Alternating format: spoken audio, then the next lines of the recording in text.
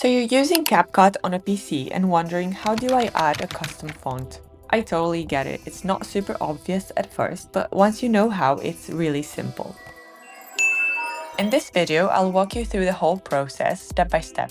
First things first, let's close CapCut. I know we're already inside the app, but trust me, closing it now avoids any hiccups later when we install the new font.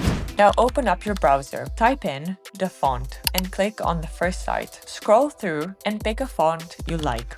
For example, I'm going with the one called Toasty Milk. Click download on the right side. Once the file downloads, it will appear somewhere in your browser. If you can't find it, go to File Explorer and select Downloads. You'll see a few fonts inside of it. Sometimes you have multiple versions. Double-click on one of the files and it will open a preview window. Then hit Install.